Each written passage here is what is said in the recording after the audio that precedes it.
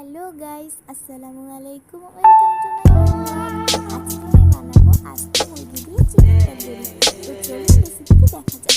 প্রথমে আমি একটা আস্ত মুরগি নিয়ে নিয়েছি। এখন আমি একটি ধারালো ছুরির সাহায্যে মুরগিটির বুক এবং পায়ের থেকে ভালো করে কেটে নেব। আর পরে আমি এখানে 1.5 টেবিল চামচ আদা রসুন বাটা দিয়ে দিচ্ছি। পরিমাণ মতো 1 টেবিল চামচ লবণ দিয়েছি। এরপরে আমি ঝাল কম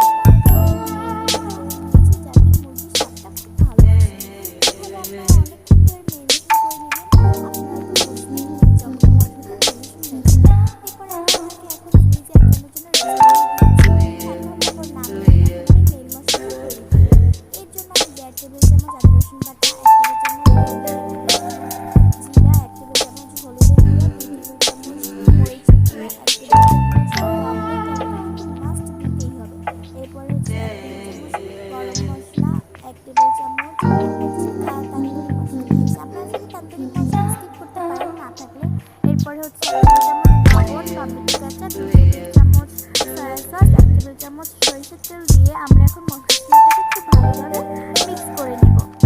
আমরা খুবই ভালোভাবে মিক্স করব যাতে মশলাটার গায়ে কোনো দানা দানা না থাকে। এরপরে মুরগিটিকে দিয়ে আমরা মশলাটার সাথে খুব ভালোভাবে আমরা মশলাটা মুরগির কাটা জায়গাগুলো বেশি করে ঢুকিয়ে দেবো যাতে মুরগির ভিতর পর্যন্ত মশলাটা চলে যায়। এবং আপনারা এটা খুব সময় নিয়ে ম্যারিনেশন করবেন, তাহলে কিন্তু খুব মজা লাগবে।